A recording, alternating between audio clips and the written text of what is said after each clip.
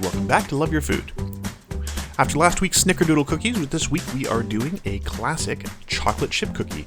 This is very similar to the traditional Toll House recipe that used to be on the back of the Toll House chocolate chip container and is no longer. They've changed the recipe a little bit, but this is a little closer to the original. We've got a couple of additions in there, but let's go with our ingredients. So we've got some flour, some sugar, some butter,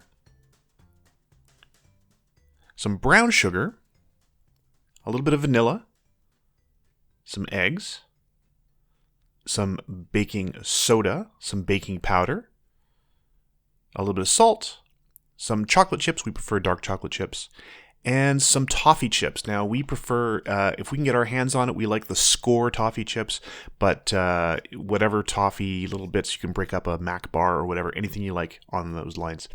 So we're going to start, again, as we did last week, by creaming together the butter and sugar. So we're going to get the butter and sugar together, as well as the brown sugar.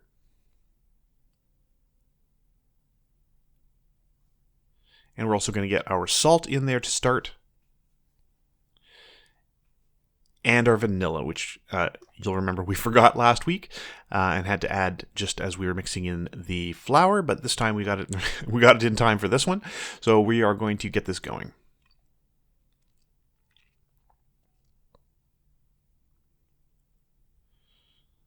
So once we've got that all together, we are going to get the all of these ingredients creamed together until they're nice and smooth. And again, you want to make sure every once in a while that you are getting down to the bottom of the container and stirring it up so that you make sure there's no chunks of butter or sugar that are unmixed down there. So you do need to double check. You can see here there's a bunch of butter at the bottom that's just not incorporated. This happens typically, so just make sure you're giving it a stir halfway through at least once to make sure that everything's mixed together. And there's not a problem with overmixing at this point because you don't have flour, you don't have to worry about gluten production at this point. So just make sure it's well combined and everything's well mixed in there. You want this to be very, very uniform, good and smooth, everything really, really well incorporated. So from here, we're going to start adding our eggs. Now we've got our eggs already cracked so that we can make sure that no shell is getting in there. So it's good to have them set aside and put into a bowl. And that, lets you have a little quality control on those. We're just going to add those one at a time until they're incorporated into our mix. And there goes our second one. Once again, you do want to make sure that before you move on from this step, that everything is stirred up from the bottom and you've given everything a good mix together, and make sure that there's no chunks of batter that aren't incorporated properly. Just make sure it's all mixed together.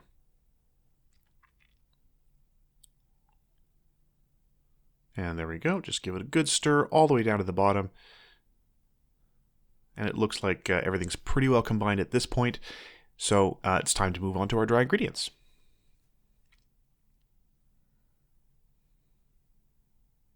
So we're going to add the baking soda and baking powder to our flour. And just give that a good stir just to make sure that they're well combined. Again, if you prefer, you can sift these together to make sure that they're combined, but whatever you'd prefer. So these are well combined now. They're all good and stirred, and we're just going to pop that into our mixer with our wet ingredients. So in it goes. And again, we're just going to add the whole thing at once and be very, very careful and pulse to start. We want to mix this on a pulse so that it doesn't send up a huge cloud of flour. And just have it go really slow to start. So there we go. Once it starts mixing together, you can go a little bit faster and a little bit more steady.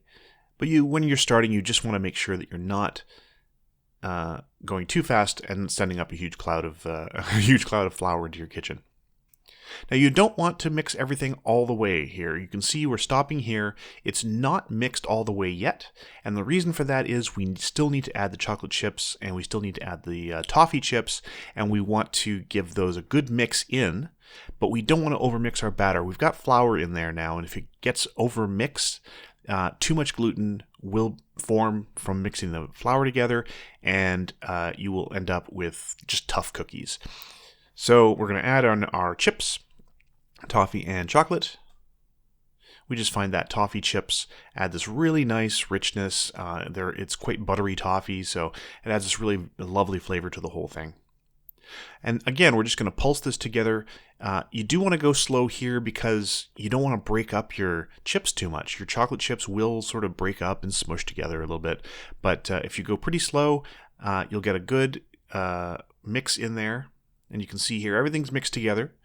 You don't want to overmix, so we just stopped as soon as it was done. As soon as everything was well incorporated, these are ready to go.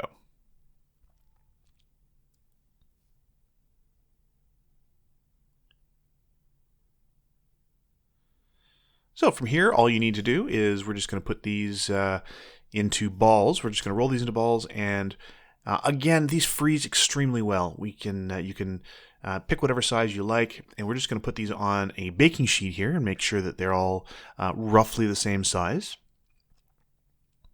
And you can put these in a Ziploc bag or anything in the freezer, but do freeze them on the baking sheet first. You can always break them apart and put them into the Ziploc bag later. And then we're gonna just cook a few of these while they're still fresh. From frozen, they take a little longer to cook, but obviously, but you can cook them from fresh or frozen. They both work just fine. So we're gonna pop those into the oven. We've got them on a good non-stick Silpat mat. And about halfway through, we are going to turn those around. You can see they've spread quite a lot. They're still a little solid in the middle, but they've spread a lot. So that's just about what we were looking for. And then after they're finished cooking, they're going to look a little bit like this.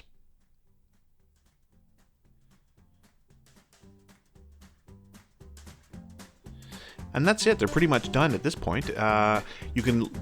This is one of those baking recipes that you can still eat while they're still pretty warm.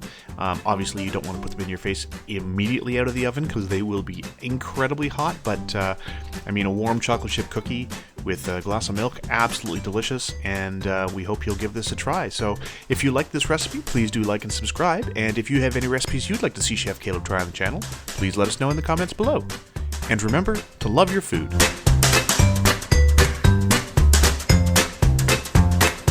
Thank you.